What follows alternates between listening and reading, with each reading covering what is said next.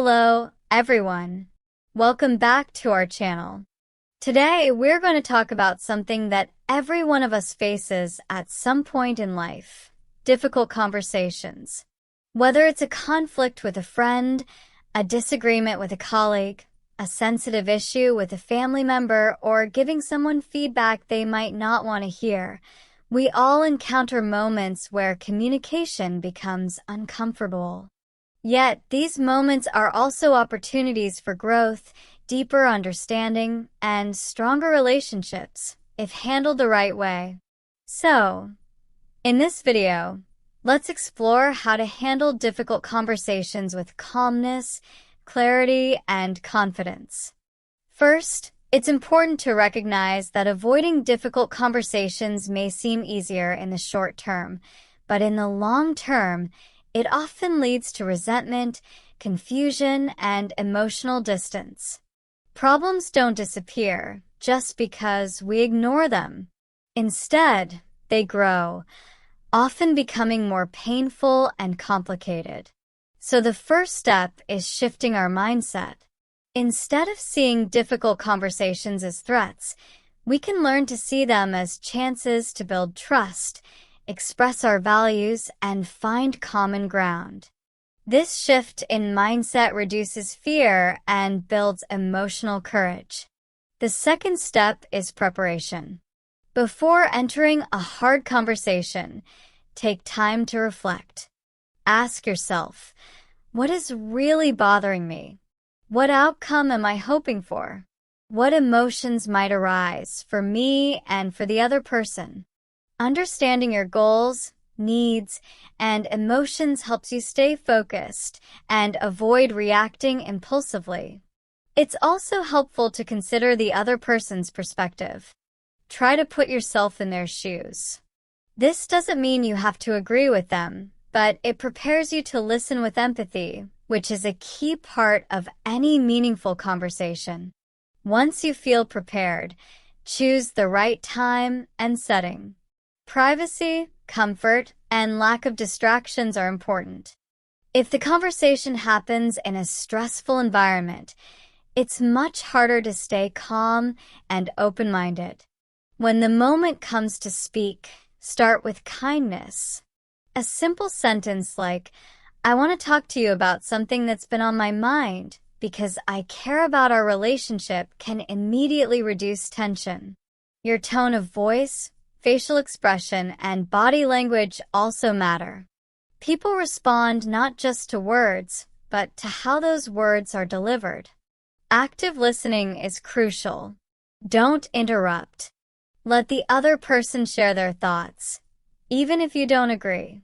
Use phrases like, "I see your point," or "that makes sense," to show that you're listening. This doesn't mean you're giving up your own view.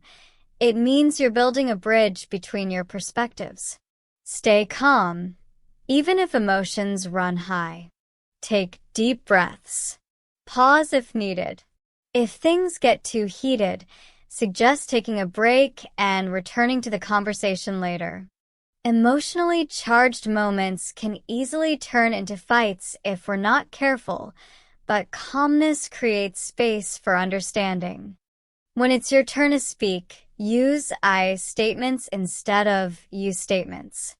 For example, say, "I felt hurt when you didn't include me in that meeting," instead of "you ignored me."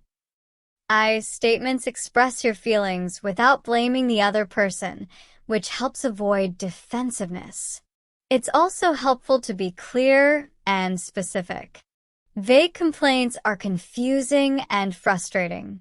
Instead of saying, "You never help me," say, "When I cooked dinner last night and cleaned up alone, I felt unsupported." This gives the other person a clear picture of what happened and how it affected you. Focus on solutions, not just problems.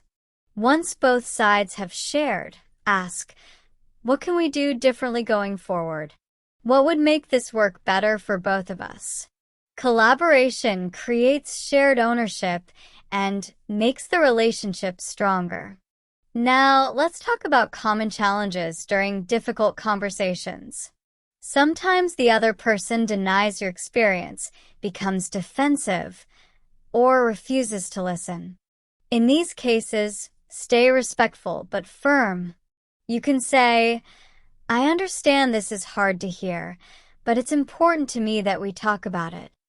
You're not responsible for their reaction, only for expressing your truth in a respectful way. Another challenge is when emotions overwhelm you. In that case, it's okay to say, "I need a moment to gather my thoughts," or even, "Can we continue this conversation another time?" Taking space is not weakness, it's emotional intelligence. What about situations where you're the one receiving criticism? That can be just as difficult. The key here is to listen without defending, even if it hurts. Ask questions to clarify, and thank the person for being honest. You don't have to agree with everything they say, but by listening thoughtfully, you show maturity and openness. Difficult conversations also require boundaries. Not all discussions can be resolved in one sitting. Sometimes you need to say, "Let's agree to think about this and talk again tomorrow." Or if a conversation becomes toxic or abusive, it's completely appropriate to say, "This isn't respectful, and I'm not willing to continue this way." Your mental and emotional safety always come first. One of the most powerful results of handling hard conversations well is emotional intimacy. When people feel heard, understood, and respected, even in disagreement, the relationship becomes stronger. You both come away with more insight and more trust. This applies in romantic relationships, families, friendships, and at work. In professional settings, difficult conversations are often about performance, feedback, or team dynamics. Here, it's especially important to be respectful and solution-focused. Avoid personal attacks. Focus on behavior and impact. For example, when deadlines are missed, it affects the whole team, is more effective than "you're always late." Keeping the tone professional and constructive leads to better outcomes. In families, these conversations might involve boundaries, unmet expectations, or emotional pain from the past. Here, empathy and patience are essential. It may take more than one conversation to heal old wounds. Be open, but also realistic. Change takes time. With friends, honesty can feel risky, especially if you fear losing the connection. But true friendship is built on honesty. If someone is a real friend, they will want to hear you, even if the truth is uncomfortable. You can say, "I value our friendship, and that's why I want to talk about something that's been bothering me." This shows you're speaking from care, not anger. No matter who the conversation is with, remember that courage and compassion are your greatest tools. Courage allows you to speak your truth. Compassion allows you to stay kind while doing so. And both are necessary.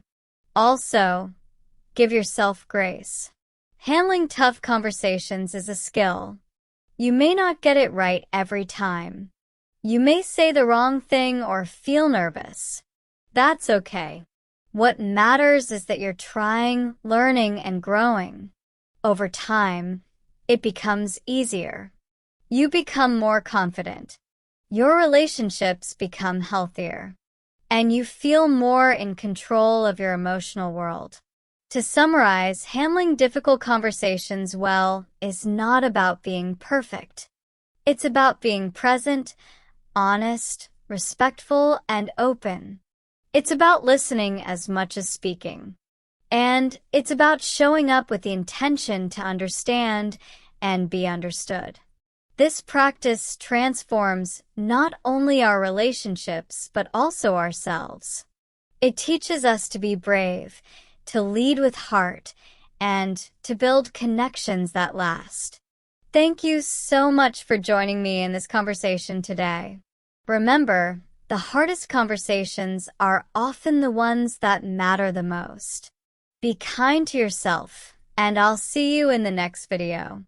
Take care, and goodbye for now.